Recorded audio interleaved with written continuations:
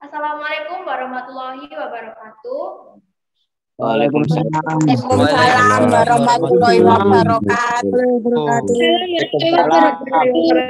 Waalaikumsalam warahmatullahi wabarakatuh. Waalaikumsalam. Wassalatu wassalamu ala asrofil anbiya wal mursalin wa ala alihi washabihi ajmain amma ba'du. Selamat siang semua kalian, dalam keadaan baik-baik saja ya? Ya. Alhamdulillah. Iya Pak, alhamdulillah. Alhamdulillah. Habib dan Pak Habib. Alhamdulillah sehat.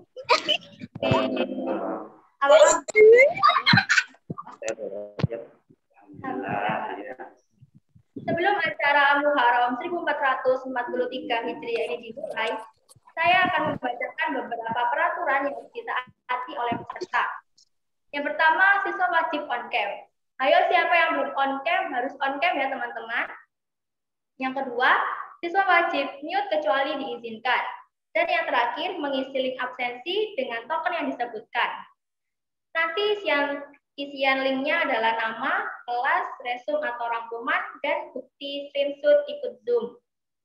Oke, langsung saja kita mulai acara podcast Bincang Santai ini dengan tema Hijrah dari Kegalauan Merdeka untuk Prestasi.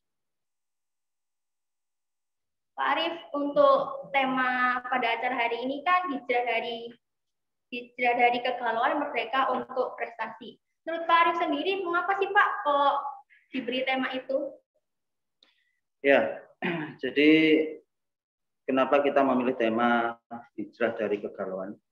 Karena yang menghalangi kita berprestasi itu biasanya adanya kegalauan dalam hati. Dan saya yakin teman-teman sekalian yang masih remaja ini di tingkat pendidikan SMA mengalami itu. Sehingga di podcast kali ini kita akan berusaha mengupas itu dan bagaimana cara mengatasinya agar insya Allah ke depan kita tidak ada hal-hal yang menghalangi kita untuk berprestasi. Begitu, Pak. Lalu untuk hijrah sendiri itu apa ya Pak? Siapa ini? Pak. Untuk Pak Habib, Oh, iya. untuk hijrah itu apa ya Pak? Ya. Assalamualaikum warahmatullahi wabarakatuh. Waalaikumsalam. Bismillah, alhamdulillah, wassalatu wassalamu ala rasulillah, sayyidina Muhammad ibn Abdillah, wa ala alihi wa sahbihi wa mawala amma ba'd. Alhamdulillah, kullu amrin ribalin la yubda bilhamdulillah, wa huwa akbar. Tentunya pada hari ini kita membuka acara ini dengan bacaan alhamdulillah, karena setiap perkara yang baik yang tidak diawali dengan ucapan alhamdulillah bahwa aktok maka terputus. Artinya kita tidak akan mendapatkan keberkahan dan kebagusan daripada majelis itu sendiri. Dan juga yang kedua, sholawat ma'assalam semoga tetap kita curahkan kepada junjungan kita baginda Nabi Agung Muhammad sallallahu alaihi wasallam, biqaulina Allahumma shalli ala sayyidina Muhammad. Mudah-mudahan kita semua dengan ucapan sholawat kepada baginda Rasul, kita semua mendapatkan bagian dari syafaat Rasulullah kelak di yaumil qiyamah. Lah, anak-anakku sekalian yang mengikuti acara podcast bincang-bincang santai pada pagi setengah siang ini, kebetulan pertanyaan dari host ya. Nah, ini santai saja gitu ya, biar nggak terlihat kerjaan tegang karena di studio cuma beberapa orang juga. Tentunya saya yang pertama mengucapkan ini sangat terkesan dan sangat istimewa acara pada pagi hari ini, karena saya merasa pagi hari ini bukan di studio SMK Bintang tapi di RCTI Studio. Iya, saya bayangkan. Tapi insya Allah dengan tema yang ada hijrah, ini adalah Allah Subhanahu Wa Taala mengatakan dalam Al-Quran, Inna iddatal syuhuri indallahi isna asyara syahra. Sesungguhnya bilangan-bilangan bulan indallah di sisi Allah ada 12 bulan fi kitabillah, dalam ketentuan Allah Subhanahu wa ta'ala. Minha arba'atul hurum. Di antara 4 bulan yang dimuliakan Allah Subhanahu wa taala yaitu bulan Muharram. Makanya bulan Muharram ini dikatakan Syahrul Hurum, yaitu bulan yang dimuliakan Allah Subhanahu wa taala. Di antaranya kenapa bulan Muharram ini dimuliakan oleh Allah, yaitu satu, ada peristiwa penentuan kalender Hijriah dan yang dipakai oleh Islam. Dan yang kedua, ada peristiwa hijratun Nabi Sallallahu Alaihi Wasallam beserta para sahabat-sahabat. Maka kalau kita bahas satu persatu secara ikhtisar, yang pertama adalah penentuan kalender Hijriah. Nah ini kenapa? Pertanyaannya tadi, asbab nuzulnya secara ringkas akan kami sampaikan karena ini juga tidak panjang. Ketika Khalifah Umar radhiyallahu an menjadi khalifah yang kedua di dalam Islam, beliau ini dikirimi surat oleh Abu Musa al-Asy'ari yang waktu itu jadi gubernur, ya. Dan isi daripada surat itu tidak ada tanggal dan tidak ada bulan. Ya.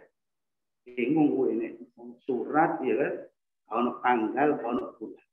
Ini kapan? Gak iso buat tanda bahwasannya si dia kirim surat kepada saya. Ini penting ini. Ya. Kemudian setelah itu sahabat Umar merasa kebingungan. Karena apa? Beliau kepingin mengarsip surat-surat yang ada. Bingung, nggak ada tanggal, nggak ada bulan. Umar sebagai khalifah ya. Umar sebagai khalifah.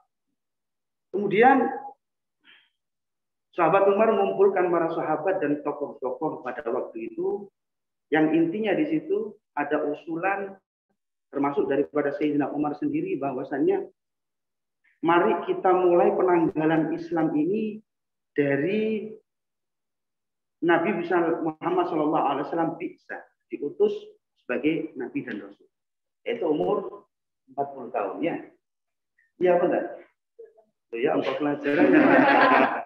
Enggak tahu. Ya.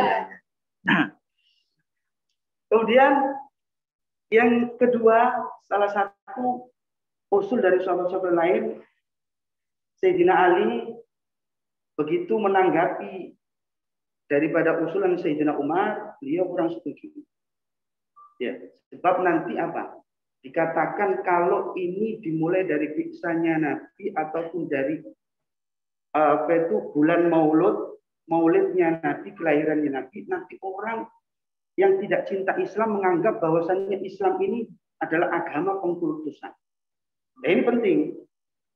Sebab apa? Islam tidak ada agama pengkultusan. Islam tidak pernah menganggap Nabi ini sebagai Tuhan, tidak pernah. Ya kan? Tidak pernah. Tapi apa akhirnya Sayyidina Ali mengusulkan bagaimana kalau penanggalan Islam ini dimulai dari hijrahnya Nabi min Makkah ilal Madinah. Sebab di situ apa? Hijrah ini berbagai macam makna yang ada. Di antaranya memisahkan bainal haq wal batil. Kemudian apa makna daripada lugah hijrah ini banyak. Ya kan? Di antaranya apa? Min makan ilal makanil ukhra. Satu dari satu tempat ke tempat yang lain. Kalau Rasulullah dari Makkah ke Madinah. Nah ini sedikit kami akan membahas, agak panjang tidak apa-apa itu. Berapa gini? Silakan. Banyak sedikit dan beda durasi beda apa? Iya. Kalau hijrah tentang pengetahuan itu apa aja, Pak? Ya, ini nanti lanjut. Min makan ilal makan, kemudian makna yang kedua min jihatin ilal jihad. Ya kan? Dari satu tempat ke tempat yang lain. Itu hijrah. Maka boleh kayak kalian misal contoh dari SMP ke SMK. Ini hijrah. Ya kan? Makna lugahnya. Kemudian dari satu keadaan ke keadaan yang lain. Yang dulu mungkin malas, sekarang harus hijrah. Harus rajin. Ya. Dulu kau di SMP malas, kemudian kurang semangat dalam belajar. Sekarang ini SMK, ingat. terutama anak-anak yang kelas 1. Harus lebih semangat karena apa? Semakin kalian naik tingkat akan semakin besar keadaan ujian yang ada Dan semakin capek teman. dan semakin capek tentunya. Betul Ustaz. Ya, kemudian apa gini? Pentingkah kita pindah dari tempat satu ke tempat yang lain atau dari salah satu keadaan yang lain? Penting. Gitu? Sebab disitulah nanti ada perubahan. Sehingga dikatakan oleh Syekh Syair tentang hijrah ini, ya kan? Al-hijratu rihlatu hadina. Amalal islama lana dina. Wassalamullahi alal hadi ila akhirih. Al-hijratu rihlatu hadina. Hijrah, rihlah, pindah dari satu tempat ke tempat yang lain. Untuk apa? Hadina, memberikan petunjuk kami, membawa agama Islam. Siapa itu? Baginda Rasul Muhammad Sallallahu Alaihi Wasallam. Maka kalau misal Rasulullah tidak hijrah, ya dah, maka mungkin Islam tidak akan sampai kepada kita. Dan itu perlu kita syukuri. Perlu kita banyak-banyak terima kasih pertama kepada Rasulullah yang telah membawa ajaran Islam sampai dengan saat ini. Kemudian yang kedua, terutama yang penanggalan hijrah sehingga kita tidak bingung. Kita harus banyak terima kasih kepada Sayyidina Umar dan Sayyidina Ali, orang yang berjasa tentang hijrah dan penanggalan. Nah, di situ dari pindah inilah nanti akan apa? Dari hijrah satu ke hijrah dari tempat satu ke tempat yang lain, ya kan? Siapa yang menemani? Rohala Siddiq Amidari. Nah, yang menemani adalah Abu Bakar As-Siddiq. Yaitu teman min suhbati khairil abrari. Suhbah yang langsung mendapatkan perintah dari Allah bahwasanya temanmu yang akan mendampingi engkau hijrah ya Rasul adalah suhbahnya Abu Bakar. Senang Abu Bakar waktu itu ketika Rasulullah yang biasanya tidak waktunya bertamu, dia bertamu siang hari dengan memakai penutup kepala agar tidak banyak dilihat orang-orang kafir Quraisy, dengan dan Abu Bakar menganggap ini Rasulullah tidak biasa bertamu di lain waktu yang untuk bertamu. Maka Abu Bakar menganggap bahwasanya adalah hal yang penting. Dikasih kabar bahwasanya Allah menyuruhmu untuk menjadi temanku. Senang, dan senangnya itu disambut dengan tangisan bahagia. Maka kata Sayyidah Aisyah radhiyallahu anha, baru kali ini aku menemukan orang yang senang tapi dia tidak pakai, tapi air mata palsu. Ya. Akhirnya ya terjadilah hijrah dan lain sebagainya. Artinya apa? Disinilah sehingga Allah mengatakan dalam ayatnya itu innal ladzina amanu wa hajaru wa jahadu ulaika yarju rahmatullah. Sesungguhnya orang-orang yang beriman, pertama orang-orang yang beriman yang mana hajaru dia berhijrah, kemudian wajahadu dan berjihad, semangat dan lain sebagainya. Mereka itulah orang-orang yang mengharapkan daripada rahmat Allah Subhanahu wa taala. Salah satu fungsinya rahmat ketika kita mau hijrah dari dari jelek ke baik, dari kegelapan kepada terang benderang dan lain sebagainya adalah kita mendapatkan rahmat Allah Subhanahu wa taala. Dan rahmat Allah itu yang terpenting adalah apa? Satu, menghidupkan hati kita semua yang mati. Kenapa hati itu bisa galau? Karena hati itu mati. Oke, mungkin sampai sini dulu, nanti lanjutkan lagi. Silakan. Belum dilanjut, maaf ya Pak, saya potong. Sebelum dilanjut, saya akan memberikan token yang pertama, yaitu merdeka. Saya ulang, merdeka. M-E-R-D-E-K-A. Untuk hurufnya kecil semua. Itu token yang pertama ya guys, diingat-ingat ya. Siap. Boleh dilanjut? Ya kan? Ya, silakan. Menghindari kegalauan itu gimana sih? Konteks. Siapa? Untuk saya tanya siapa? Dia. Jangan dua-duanya, tidak mungkin dua-duanya. Pak Arifin. Oh, gitu ya. Ya. Jadi kalau di ayat Al-Quran itu disebutkan ciri-ciri wali Allah, kemudian orang beriman dan orang yang mengikuti ajaran agama itu dengan kalimat wala khaufun alaihim wala hum yahzanun. Mereka tidak takut dan tidak bersedih. Jadi kalau itu mungkin kalau bahasa yang lebih lebih jelas itu ya berisi kesedihan dan juga rasa takut. Nah, kalau di tafsir disebutkan yang dimaksud dengan wala khaufun itu adalah tidak takut terhadap masa depan. Kemudian wala hum yahzanun, ya, mereka tidak bersedih hati terhadap apa yang sudah berlalu. Jadi biasanya kegalauan kita itu kisarannya antara dua itu saja. Masa lalu kita dan ketakutan masa depan. Ini misalnya, kenapa sih saya, kalau yang sudah menikah ya biasanya, kenapa sih saya tidak pilih dia itu? Kayaknya dia lebih enak, gitu. Lebih asik gitu. Ya. Atau kalau kalian mungkin kenapa tidak pilih jurusan yang itu sih? Kenapa harus jurusan ini kan itu? Nah, bagi orang-orang yang beriman, apa yang sudah terjadi kemudian menjadi pilihan kita dan ada di hadapan kita itu bagian dari takdir, ya diterima saja. Itu ya. Kemudian apa yang belum terjadi kan biasanya kita takutkan apa yang belum terjadi. Misalnya kalian seusia kalian itu yang digalaukan, misalnya temanku sudah punya pacar aku kok belum, misalnya ya. Terus yang kedua ini bapak ibu gurunya agak susah-susah, ini belum selesai, terus gimana nanti? Nah, kalau di tingkatan bapak ibu guru mungkin kegalauannya atau ketakutannya pada masa depan bukan sekedar itu, lebih kompleks lagi. Misalnya nanti kalau tidak cukup untuk nyicil bagaimana? Ya, jadi tanggalnya belum datang tapi uangnya sudah habis.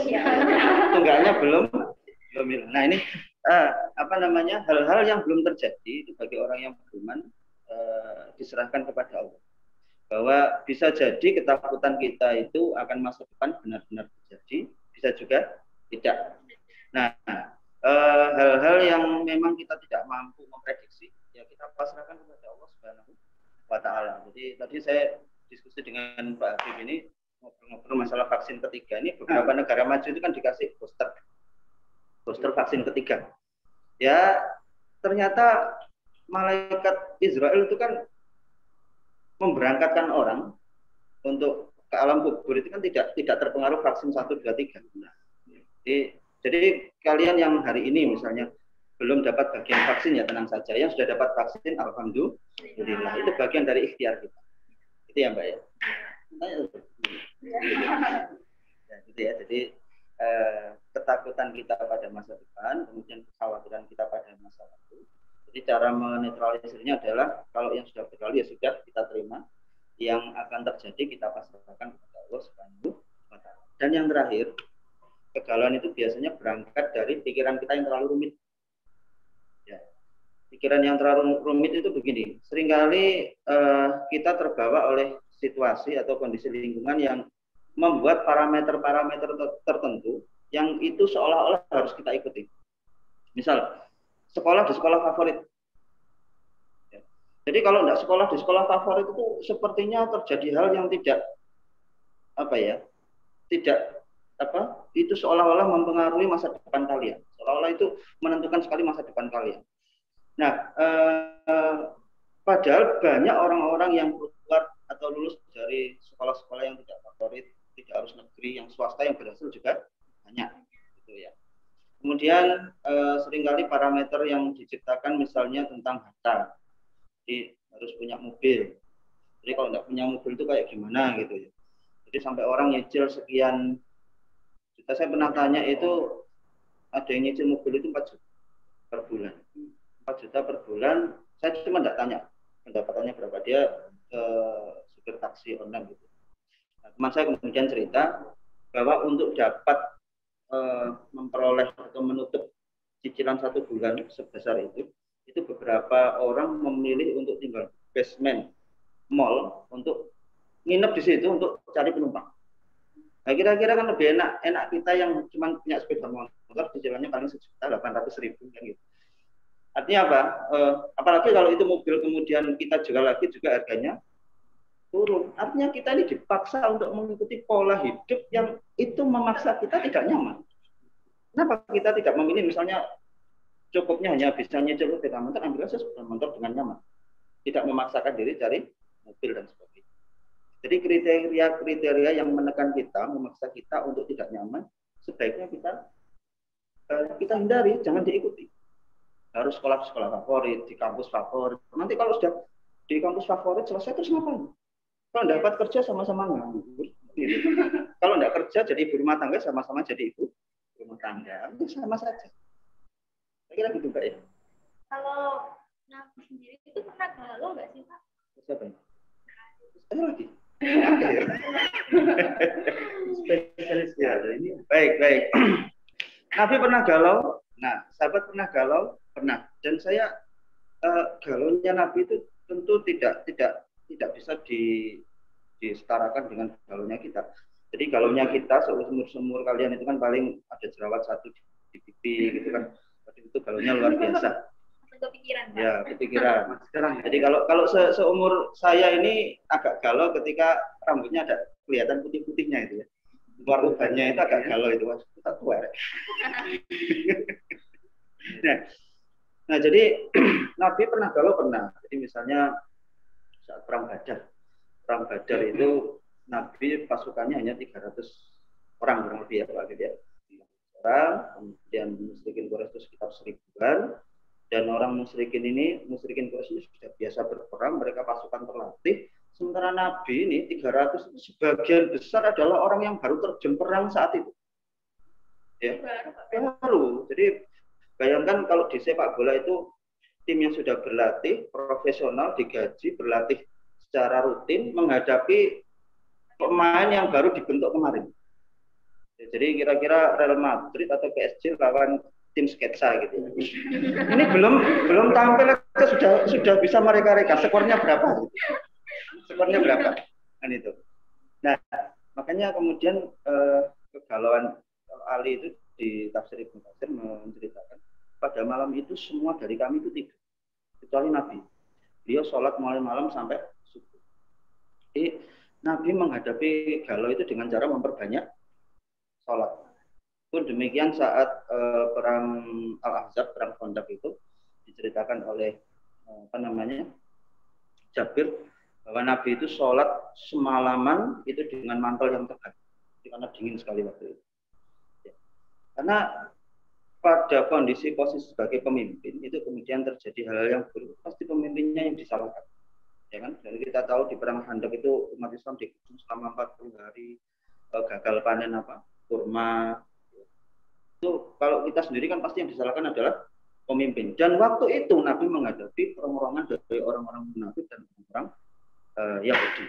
Sahabat juga begitu. Karena kalau misalnya Hurairah pernah sakit, jalan terpincang-pincang di depan Nabi, kemudian oleh Nabi diperintahkan untuk sholatnya. Nabi menghadapi galau dengan sholat. Nah, yang terpenting bagi kita begini. Nabi itu orang yang sangat sederhana menghadapi masalah. Jadi cara beliau menghadapi masalah itu tidak serumit kita. Jadi kita ini kan kalau punya masalah itu kan dibikin rumit sekali. Jadi misalnya ditanya yang belum menikah misalnya. Nanti kalian sudah lulus, sudah kuliah, selesai misalnya. Lebaran itu ditanya kapan nikah itu kan galau. Ditanya begitu galau. Ya kan? Kalau misalnya yang sudah lulus kuliah atau lulus sekolah kelihatan nganggur, ditanya kok nggak kerja kan gitu kita juga. Nah, Nabi itu memilih menyikapi masalah dengan sederhana. Misalnya begini, saat beliau datang ke rumah istrinya tidak ada makanan, dia memilih puasa. Kan sederhana sekali. Jadi bayangkan betapa merananya seseorang ketika kantongnya tidak ada uang, terus dia membayangkan untuk makan makanan yang mewah. Padahal dia tidak punya uang. Kan tersiksa sekali. Nah, Nabi memilih ketika tidak punya apa-apa, memilih dengan cara puasa. Jadi biar kalian tidak galau, ya sederhanakan masalah itu dan hadapi dengan cara sederhana juga. Jangan kemudian merumitkan diri.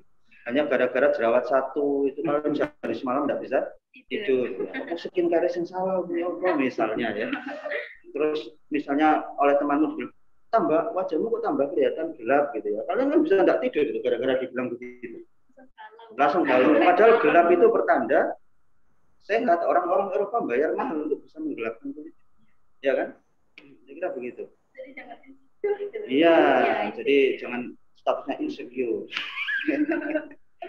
Jadi ini Pak menambahi sedikit dari Pak Kiai ya.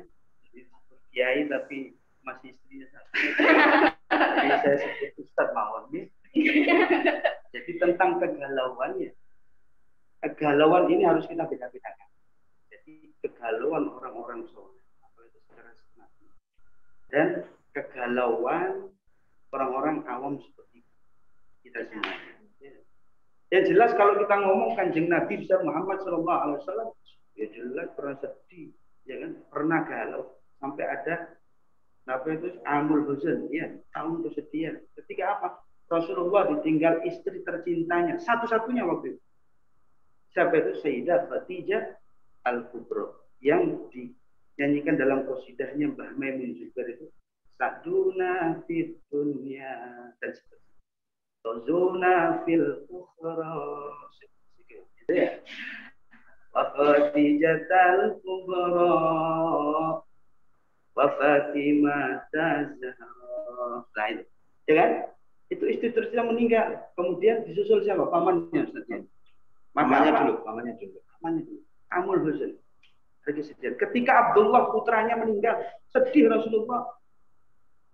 Maka apa sedih itu boleh, galau itu boleh, tapi yang tidak boleh an-niyah, yaitu meratap ketika dia mendapati musibah orang-orang yang dia cintai meninggal dunia misalnya. Kemudian dia apa? Meratap jerit-jerit, nyakari pipine dewe, nyuwai baju itu ya. Ya kan? Iya, Pak. Tentunya apa? Ada bedanya. Kalau kita galunya ini apa? Apa sebabnya kita galau? Ya kan? Ini penting ini. Kebanyakan dari kita galau ini apa? Karena hati kita jauh dari rahmat Allah Subhanahu. Kalau sudah jauh, kata Ustadz tadi tidak pernah baca Al-Quran, tidak pernah sholat, ya kan? Dan lain sebagainya galau. Jelas jauh dari rahmat Allah. Kalau sudah jauh dari rahmat Allah, hati tersebut, maka hati itu akan mati. Padahal al-ghalab rasul badan. Hati itu adalah kepalanya seluruh badan. Ya ini penting. Ya kan? Agar engkau dan aku tidak galau. Ya, al-ghalab rasul badan. Nah kalau sudah hati itu mati, tandanya ada tiga. Yang pertama ada la yazuqu ta'mat ta'ah. Dia ketika melakukan satu ibadah, ketaatan kepada Allah, dia tidak akan merasakan nikmatnya. Padahal membaca Al-Quran itu nikmat. Ya, Abu Ja'far, ada seorang wali besar, Abdul Qadir Asgar, Jeddah itu, kalau baca Al-Quran, Bakil Muqaddam Tani, ya, kalau baca Al-Quran itu keluar dari sela-sela giginya, itu kayak madu. Makanya beliau kalau bulan puasa tidak mau beliau itu baca Al-Quran di siang hari. Takut Pak. Kemudian beliau kalau ngisi majelis, ya, doa setelah masjid bukan doa kafaratul majelis, bukan, tapi doa setelah makan. Ya apa doa setelah makan? Ya, kaget jamaah-jamaahnya ditanya, ya Syekh, ya Habib kenapa? Ya, karena apa? Beliau setiap kali berzikir, menghadiri majelis dan sebagainya, beliau merasa kenyang. Berarti apa? Beliau merasakan nikmatnya ibadah. Ada sini Pasuruan. Banyak Habib Taufik Asy-Syikab itu, Habib Ja'far bin Syaikh Asy-Syikab. Beliau terkenal dengan karomahnya Al-Quran. Ya, hafal 30 juz, bukan seperti kita hanya 30 juz 30 yang gak pakai hafal. Ya, kan? Ya, beliau setiap dendangan nada-nada daripada Al-Qur'annya ini kayak malaikat. Nikmat ibadah. Ya. Sayyidina Ali ya sampai dibunuh pun tidak kerasa kalau waktu sholat. Itu disebabkan apa? Disebabkan hati mereka ini hidup. Ya. Maka kalau hati ini mati, dia tidak akan merasakan nikmatnya ibadah. Maka apa? Jauh terus. Karena jauh daripada ibadah. Contoh, saya kasih contoh ya. Di sebelah rumah saya itu kemarin COVID itu ada orang bernama Min, ya. Min ini kebetulan meninggal di rumah sakit kena COVID. Tidak apa-apa, ini saya kasih contoh agak panjang ya. Kemudian apa? Istrinya si Min ini sedih. Kebetulan Min ini orang suke. Jaluk tunggu, jaluk tolong tonggo. Senengnya Paijo ya. Anak Jawa gitu.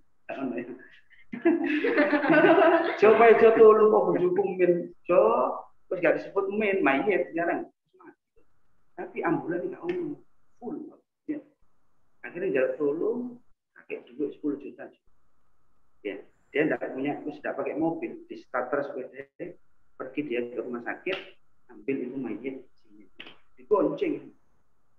Berhubung si Min ini, si Paijo ini, tonggoni Rosi tanggaput. Tidak ada polisi tidur, ya kan? Mencolok dia, belum. Luru-lurunya tidur. Paijo sampai si mayat di. Sekarang pertanyaannya, ya, yang merasakan sakit si Min apa Paijo? Tiba loh, ketebuk. Ya, Paijo apa si Min? Tiba baru pedai losor apa?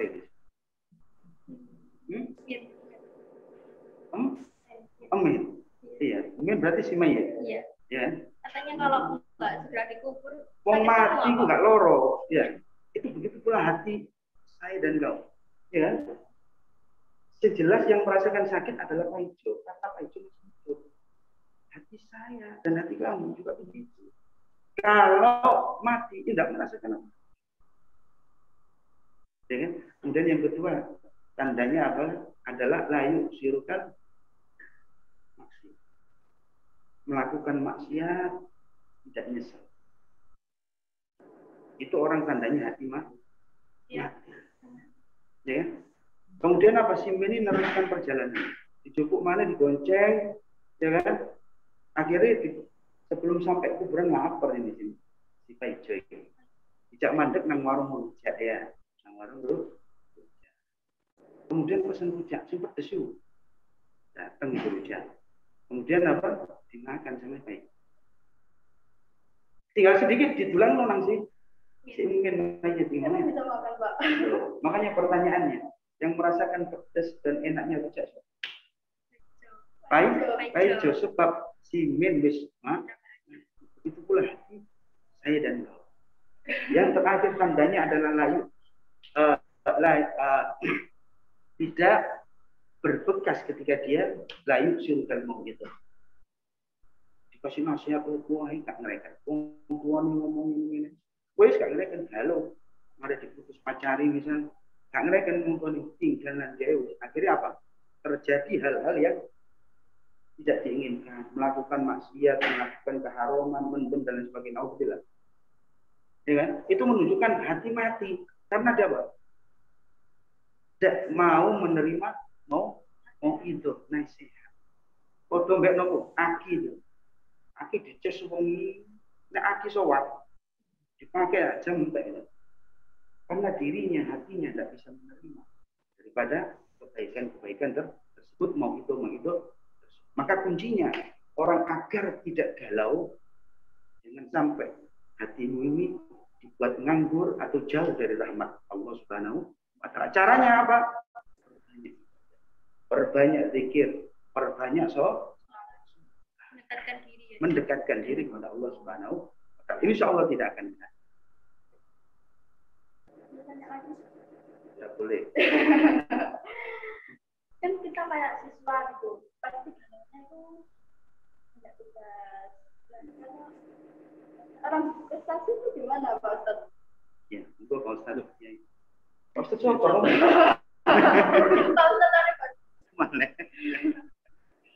Ya, saya sendiri juga belum merasa berprestasi ya, sehingga tidak bisa merasakan bagaimana galaunya orang yang berprestasi. Tapi kira-kira begini, orang yang kemudian bisa meraih kesuksesan itu adalah orang yang sudah bisa mengendalikan kegalauan. Jadi hidup ini sebenarnya sederhana saja. Jadi kalau kita lagi sumpek, gunakan untuk sholat. Karena itu petunjuk agama begitu. Jadi wasta'inu bis-sabri was-shalah. Mintalah pertolongan dengan cara sabar dan sholat. Sabar itu sebagian ulama maknanya adalah puasa. Sebagian lagi memaknai sabar itu adalah menerima keadaan. Sebagian lagi memaknai sabar di situ adalah menghindari kemaksiatan. Jadi kalau kita lagi punya masalah, sumpah ya puasalah, hindari kemaksiatan dan terima keadaan, kenyataan. Jadi hal-hal yang memang itu membuat kita sedih, misalnya kita kehilangan uang, ya, ada teman utang nggak bayar, ya, itu kan kenyataan. Kita mangkel pun uang nggak balik, ya. Kemudian kita menerima pun uang juga sama-sama tidak balik, ya.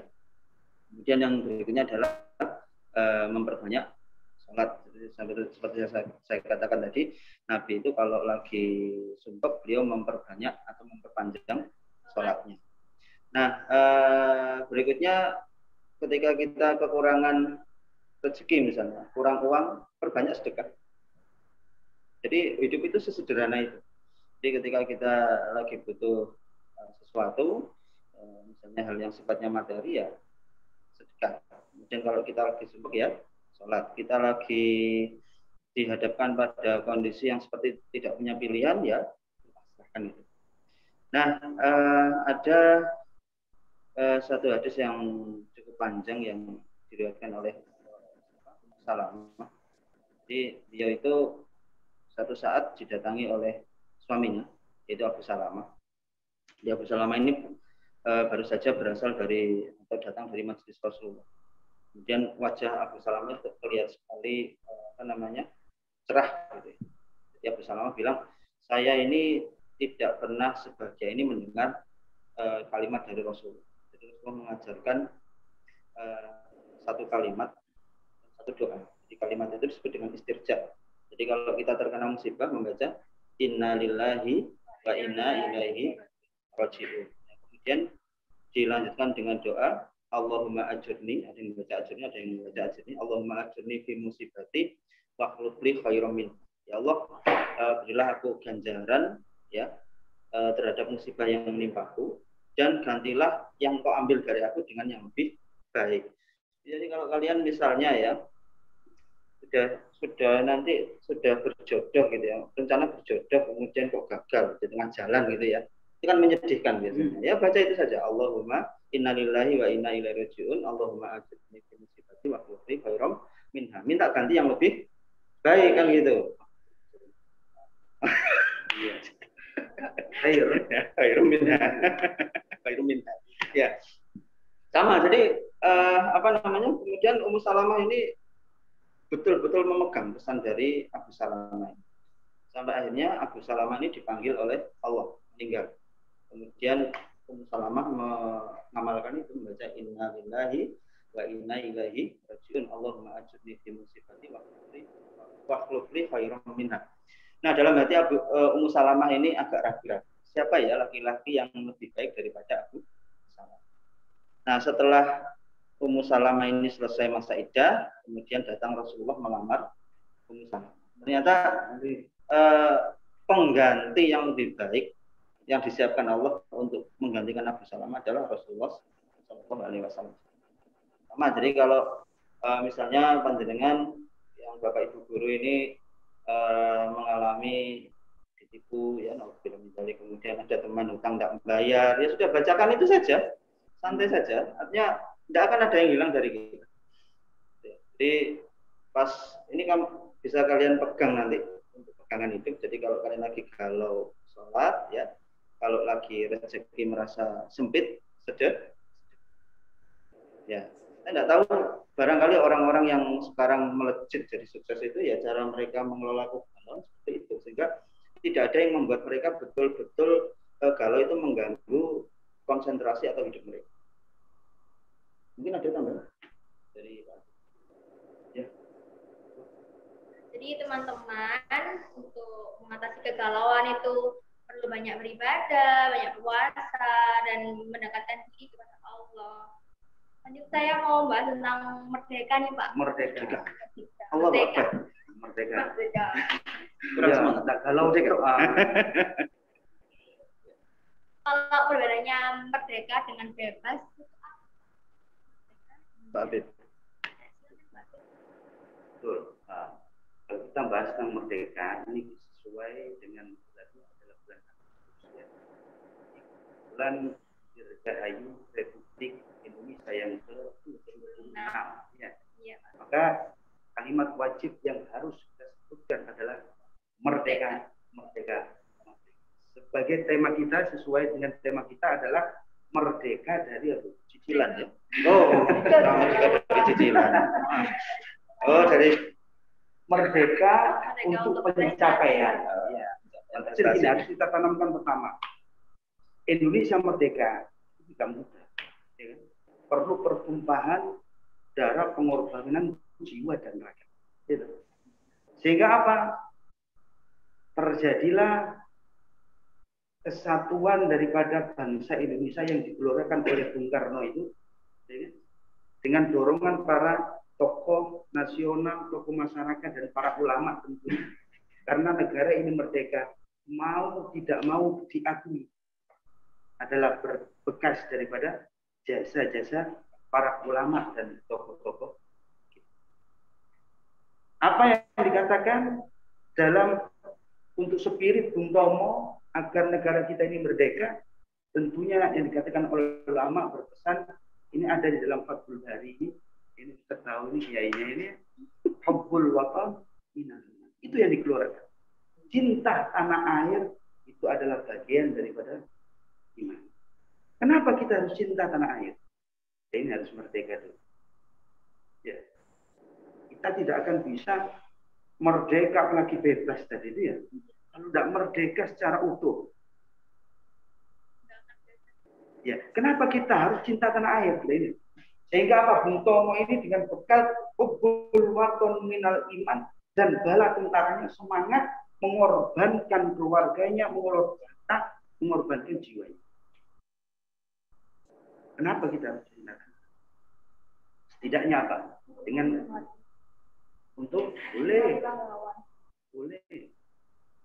Setidaknya apa? Dengan kita cinta tanah air. Ya kan, kalau tanah air itu merdeka, menang, ya kan, dari penjajah-penjajah, kita bisa nikmat beribadah, nikmat oleh ilmu, nikmat belajar. Bayangkan kamu di Afghanistan, yang kemarin di Irak, yang dulu, yang di negara-negara Timur Tengah yang lagi bergejolak itu, mana bisa mereka nikmat belajar? Sedangkan apa? Ketika nulis di bom dulu, ayo bayangkan, bom naik kesasar loh, kan juga gitu. Makanya itu penting kita tanamkan dulu kecintaan kita kepada tanah air, yaitu tanah air kita Indonesia, agar apa? Kita ini diberi nikmat oleh Allah untuk senantiasa kita bersyukur atas kemerdekaan ini dengan belajar yang sungguh-sungguh, ya kan? Ini adalah bentuk daripada syukur. Kalian merdeka kalian, ya kan? Sekolah dimanapun bisa, apalagi sekolah SMK Ketintang, istimewa, ya kan? Istimewa mepet sawah, sawah itu.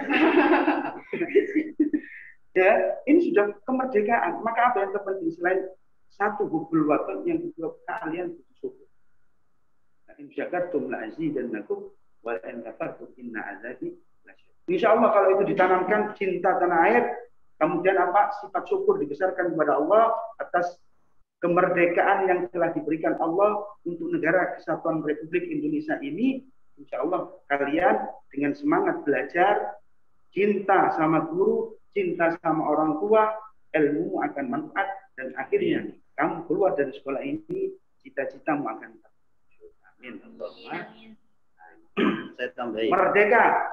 Saya tambahin ya. Saya tambahkan. Jadi kalau tadi Pak Habib bilang ada bom nyasar ya, kalau di Indonesia alhamdulillah yang banyak adalah hati yang nyasar. Atau yang paling dinanti-nantikan adalah transferan nyasar. Jadi kalau orang filosof Mesir namanya Ahmad Amin itu membedakan antara merdeka dengan bebas. Jadi kalau merdeka itu kita bebas untuk bertindak apapun, tapi dalam koridor normal, ada aturan yang mengatur. Jadi sama dengan kalian ketika disebut merdeka belajar, kalian merdeka membuat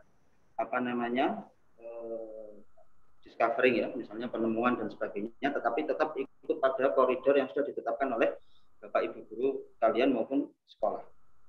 Pun demikian ketika kita menyebut Indonesia merdeka, maka kita bebas mengisi kemerdekaan ini tetap patuh pada koridor hukum yang ada di Indonesia. Ini bedanya dengan bebas. Kalau bebas itu kita bisa bebas melakukan apapun dengan mengajukan norma. Jadi misalnya saya ini bebas memilih perempuan yang saya sukai, gitu ya. Begitu saya pilih, saya harus mematuhi norma yang ada. Bagaimana cara saya mencintai perempuan itu? Ya. Kemudian nanti kalau hamil punya anak saya tanggung jawab kan gitu. Nah sementara merdeka bebas itu pokoknya milih-milih saja, suka-suka. Nanti bagaimana sudah tidak tahu, dia lepas dari tanggung jawab. Jadi lebih mengutamakan ego. Nah problem kita dalam mengisi kemerdekaan sekarang itu adalah hadirnya beberapa kelompok radikal. Jadi radikal ini bukan hanya di Islam, di semua agama punya. Jadi saya ketemu dengan pendeta itu juga menceritakan hal yang sama. Di agamanya juga mulai muncul kelompok-kelompok yang lebih mementingkan ego dari keyakinannya masing-masing. Nah, radikal itu dalam arti positif itu bagus. Artinya begini, kita fanatik dengan agama kita, kemudian menjalankan sesuai dengan keyakinan kita, dan siap mempertaruhkan keyakinan itu apapun resikonya. Itu bagus. Ya. Tapi menjadi masalah ketika kita meyakini sesuatu yang benar, kemudian memaksakan pihak lain untuk juga mengikuti kita dengan cara-cara yang melanggar norma. Nah, saya mengajak teman-teman sekalian, jadi radikal ini dirumuskan dengan 4 ciri. Ya, 4 ciri. Saya minta tolong nanti kalau kalian lihat ceramah di YouTube atau siapapun, perhatikan kalau ada salah satu dari 4 ciri ini, ya tolong waspada. Ya, kalau kalian ikut kajian, ada salah satu menunjukkan 4 ciri ini segera ditinggalkan. Ciri pertama, mereka mengkafirkan sesama muslim dalam urusan ru'iyah. Jadi beda pendapat dalam agama itu hal yang biasa. Jadi misalnya saya mengikut Syafi'iyah, ini Pak Habib Malikiyah misalnya. Cara takbiratul ihramnya kan beda. Kalau Syafi'iyah itu sendakep, Maliki tangannya lurus. Ya ini misalnya di satu majelis kami sholat bersama, tentu saya akan menghormati pilihan masing-masing. Ketika ulama berbeda pendapat, kita mengikuti pendapat yang mana menurut kita paling bagus. Jadi di Indonesia karena kita mayoritas Syafi'iyah, ya kita mengikuti mazhab Syafi'i. Nah, yang jadi masalah ketika kemudian saya memilih Syafi'iyah, Pak Habib memilih Malikiyah, kemudian saya mengkafirkan Pak Habib. Ya. Ini masalah furu, masalah cabang. Bukan masalah usuluddin. Misalnya perbedaan pendapat sholat tadi, saya menganggap Pak Habib itu salah. Kenapa kalau takbiratul ihram harus lurus? Kafir itu tidak sesuai Nabi. Nah, itu satu, itu tidak boleh. Gitu ya. Jadi kalau kalian mendengar ada penceramah seperti itu, ya atau siapapun seperti itu, ya kalian harus waspada. Kalau perlu jauhi. Yang kedua, menganjurkan, membenarkan untuk membunuh manusia dengan alasan agama. Tidak dibenarkan. Agama kita tidak pernah memerintahkan membunuh seseorang kecuali dalam 3 kondisi. 1, itu keputusan pengadilan. Ya. Yang kedua, peperangan. Dan yang ketiga, orang ini membela diri. Atau dia terancam kalau tidak membunuh. Di luar 3 itu tidak boleh. Apapun agama dan keyakinan. Dan yang ketiga, ajakan untuk merubah dasar negara. Nah, ini juga tidak boleh. Kenapa? Kalau dasar negara dirubah, maka negara akan bubar. Dan kalau negara ini bubar, kita akan masuk seperti kondisi yang disebutkan tadi, Afghanistan, Irak, dan sebagainya. Kita tidak akan tenang. Dan agama Islam ini perlu kita tahu, satu-satunya agama yang tidak bisa hidup tanpa negara. Semua urusan pemenuhan rukun Islam kita hampir semuanya melibatkan negara. Mulai syahadat harus dicatat di catatan sipil. Kemudian sholat kita, ya itu paling tidak pemerintah memberitahu waktu-waktunya. Puasa kita, ya kan, zakat kita, haji terlihat sekali. Kalau haji tidak ada keterlibatan pemerintah, tidak bisa haji. Jadi kalau negara ini bubar, 5 rukun Islam ini akan sulit kita jalankan dengan sempurna. Gitu. Dan yang keempat, ya, ketika ada orang-orang yang mengajak untuk melawan, menggulingkan pemerintah yang sah, tidak boleh. Ya, jadi kalau saya berani bertaruh tidak ada satupun ayat Al-Quran maupun hadis yang membenarkan kita melawan pemerintah yang sah. Ya, tidak boleh. Ya, tidak boleh. Bahkan kita tahu beberapa ulama misalnya rela dipenjara meskipun pemimpinnya zalim. Imam Malik pernah dipenjara, Imam Abu Hanifah pernah dipenjara. Tapi mereka tidak pernah mengarahkan pengikutnya untuk melawan pemerintah yang mendemo pemerintah bukan melawan pemerintah, mengkritik pemerintah bukan melawan pemerintah. Tetapi ketika kita mengangkat senjata, melakukan pembangkangan massa, itu namanya melawan pemerintah. Kalau ada ya penceramah dan siapapun ya mengajak seperti itu, tolaklah. Ya, ingat 4 ciri ini. Kalau ada salah satu dari 4 ciri ini, kalian hendaknya waspada. Kira-kira begitu? Ya, itu menambahkan sedikit ya. Tadi tentang cinta kepada tanah air. Kemudian nanti akan bersambung dengan Ruqyah juga. Ini sebenarnya sudah diajarkan oleh Nabi berkaitan dengan hijrahnya Nabi. Pada hakikatnya apa? Nabi ini sedih ketika disuruh oleh Allah Subhanahu wa taala meninggalkan tanah kelahirannya, kota tercintanya yaitu Makkah untuk pindah ke Madinah. Bukan senang Nabi, sedih karena apa? Itu tanah lahir. Sehingga Allah mengatakan dalam Al-Qur'an, "Innalladzi farada 'alaikal Qur'ana laradduka ila ma'ad." Pasti aku akan mengembalikanmu ya Muhammad ke tempat yaitu Makkah. Dan benar akhirnya ada Fathu Makkah. Dan dengan diperkuat hadis Rasulullah dengan kecintaan saking cinta kepada tanah air. Ketika beliau ini berdagang pergi ke Syam, ya, pulang delok gapurone apa itu Makkah itu Rasulullah wis riang gembira sehingga memacu kudanya lebih cepat dan tutup melebu Makkah. Ini membuktikan bahwasanya kudu kita orang ini cinta sama negara dengan pelajaran hijrah ini. Kemudian apa? Sampai di hijrah Madinah, apa yang dilakukan oleh orang-orang apa itu Ansor yang ada di Madinah menyambut muhajirin dari Makkah, yang dilakukan penyambutan yang sangat luar biasa, yaitu dengan kata-kata tola al-badru alaina mintani yatil wada. Nah, ini menunjukkan bahwasannya apa? Menunjukkan ini amalia bahkan apa dalam riwayat itu bidukuf dengan gendang yang begitu besar ya kan ditabuh lho ngono saiki ono wong buru-buru iya yang mau terus kiai tadi ya Kiai Arif itu adalah bid'ah itu keliru dan lain sebagainya masih iya. Kemudian apa yang dilakukan Rasul di Madinah itu berbagai macam agama, suku dan ras. Ya, Yahudi dan sebagainya. Bukan Islam toh, tapi apa dibuat rukun sama Rasulullah, dibuatkan satu misi bahwasanya siapapun yang ingin menghancurkan Madinah, kita semua akan bersatu padu untuk menghancurkan mereka. Cuma gara-gara orang-orang munafik. Nah inilah maka pesan penting dari hijrah yaitu dengan kemerdekaan ini sebenarnya menyatu. Kita disuruh untuk apa? Dan hijrahnya Nabi ini ada pesan-pesan bahwasanya cintailah produk Rasul, cintailah tanah air pula ditolak. Ya, karena tidak masuk sponsor tidak saya sebut. Mungkin itu saja ya. Baik, selanjutnya akan saya lanjutkan untuk pertanyaan. Mungkin buat peserta yang mau bertanya, silakan bertanya.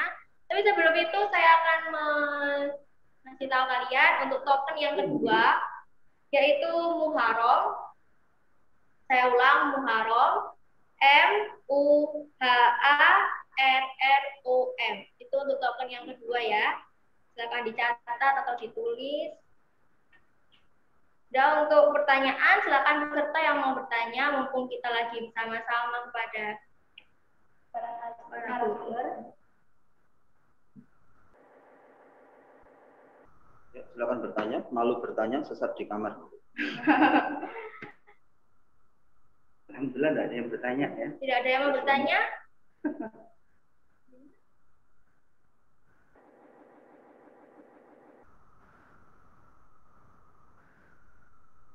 Iya, pertanyaan berhadiah ini ya.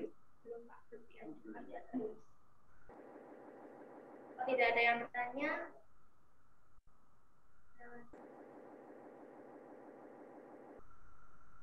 Kalau ada yang bertanya, kita lanjutkan ke kuis yang akan dipandu oleh rekan saya.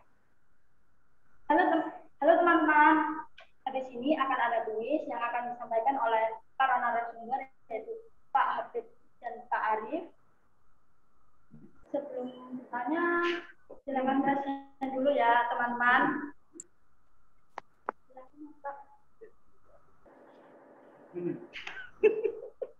Anunya.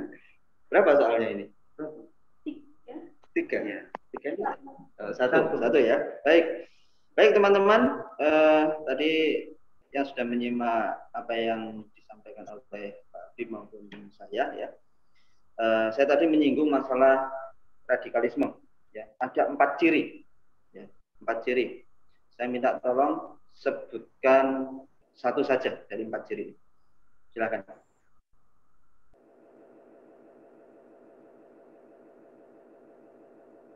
Ada yang jawab? Silakan ya. Yang mau jawab silakan rasain dulu ya teman-teman. Ulangi. Ada 4 ciri radikalisme. Sebutkan salah satu. Kedengaran Pak soalnya. Hah? Oh, nggak kedengaran. Baik. Sebutkan salah satu dari ciri-ciri radikalisme. Nggak tahu, Bu. Info WA 9 diganti. Ya, jadi ada 4 ciri-cirinya. Saya sebutkan. Nah, kalian silakan menyebut satu saja. Ini berhadiah loh teman. Terlalu tertutup kepada masyarakat. Terlalu tertutup kepada masyarakat. Masyarakat. Salah ya. Salah. Membenarkan pembunuhan apapun.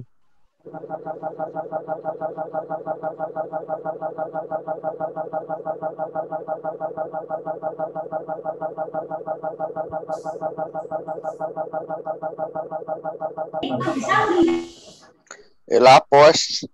Apa nih apa iku rek? Ayo. Helikopter ucul. Apa sebutkan nama dulu gitu ya.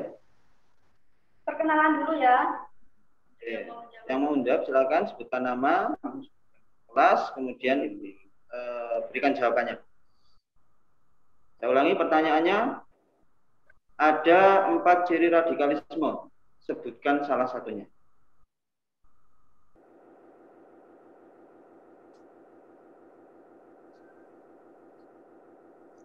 Pak, ulang Pak soalnya Pak. Satu lagi oleh sabun. Durasi. Hah? Oh, soalnya ada di layar ya. Kalian lihat di screen ya. Oke, soalnya ada di layar. Yang mau Michael sekarat. Kalian Sebutkan dudel ya, kalian dudel. Michael dai sekarat. tertutup salah ya. 10 mm 2. Ya. membenarkan pembunuhan apapun kecuali membela diri. Hmm. Terus? Lupa Udah Pak itu gitu? intinya.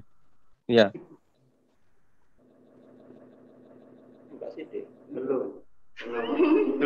Belum ya? Belum. Ini ternyata belum ya. Mendadak antisosial.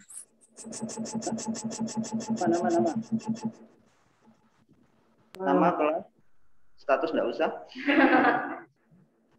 Status jomblo, Pak. Aku memang golek. Kan tempat cari jodoh ya. Ya, silakan. Sebutkan nama kelas.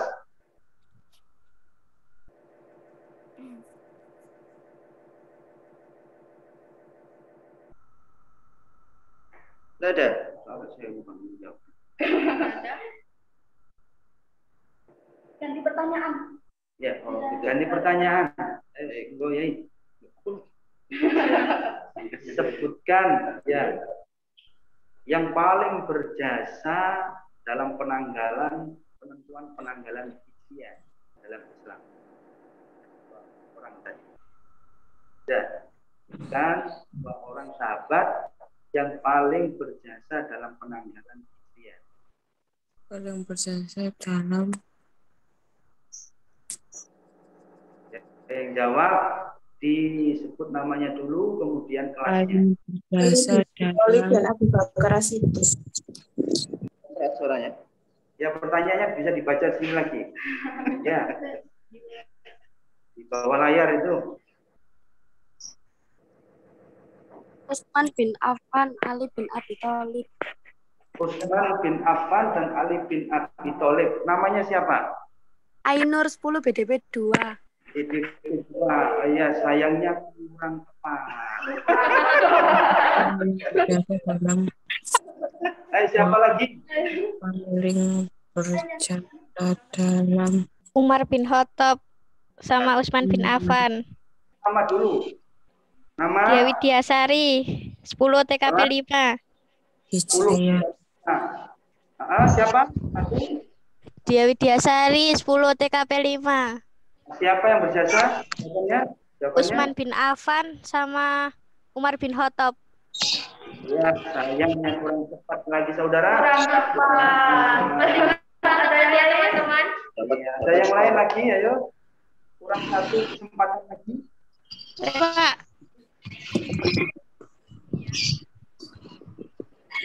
Ayo, kurang satu kesempatan lagi. Ayo cepetan, berbot. saya Pak. Ya, nama, sebutkan nama.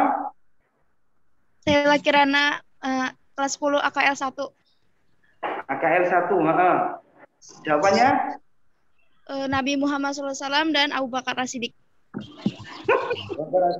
Ya, sayang kurang Sekali tepat. 500.000 buat Anda. Kesempatan, Pak. Ya, Selamat Anda mendapatkan 100.000. kurang lima kalian tadi yang itu. Kurang fokus. Zubair bin Awam. Aduh, pertanyaan menjebak ini. Ayo, berapa kali kita? Pak. Ya. Baru jawaban, Pak. Sudah. Zubair bin Awam. Zubair bin Awam dan apa ini? Tahlallah bin Abdullah.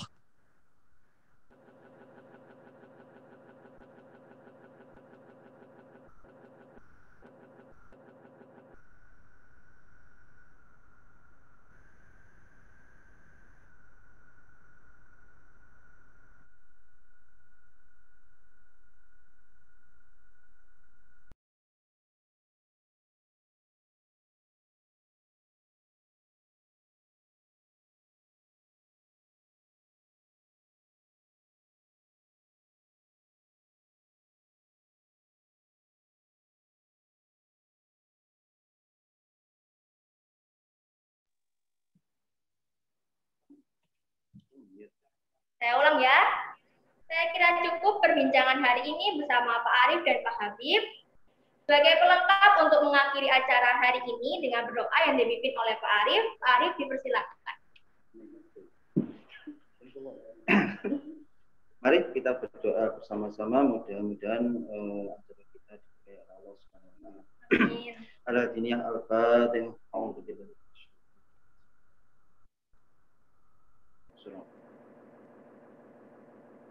أعوذ بالله من الشيطان الرجيم بسم الله الرحمن الرحيم اللهم صل على سيدنا محمد وعلى آل سيدنا محمد الحمد لله رب العالمين يا ربي لك الحمد كما ينبغي لجلال وجهك العظيم سلطانك اللهم اغفر لنا ذنوبنا ولوالدينا وارحمهما كما ربيانا صغيرا ربنا ظلمنا أنفسنا وإن لم تغفر لنا وترحمنا يا حي يا قيوم لا إله إلا أنت سبحانك إني كنت من الظالمين اللهم إنك عفو كريم تحب العفو يا كريم ربنا فاغفر لنا ذنوبنا وكفر عنا سيئاتنا وتوفنا مع الأبرار ربي أنزلني مدخل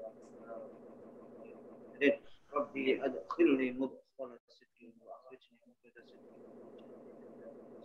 نصيرا وقل جاء يا حي يا قيوم لا إله إلا أنت برحمتك أستغيث أصلح لي شأني كله ولا تكلني إلى نفسي طرفة عين اللهم إنا نسألك السلامة في الدين وعافية في الجسد وزيادة في العلم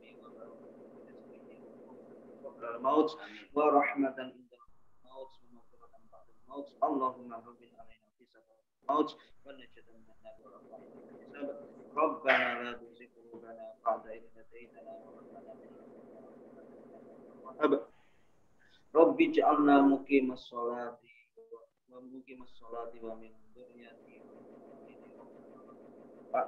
Rabbi ja'alni wa min dzurriyyati wa min ahli khair wa rizqa wa ahli ilmi wa ahli jannah wa la taj'alni wa iyyakum min ahli syarri wa ahli khair Rabbana hab lana min azwajina wa dhurriyyatina wa ta'ayyun waj'alna Rabbana atina hasanah benar subhana rabbika rabbil izzati amma yasifun wa salamun alal mursalin alhamdulillahi rabbil alamin.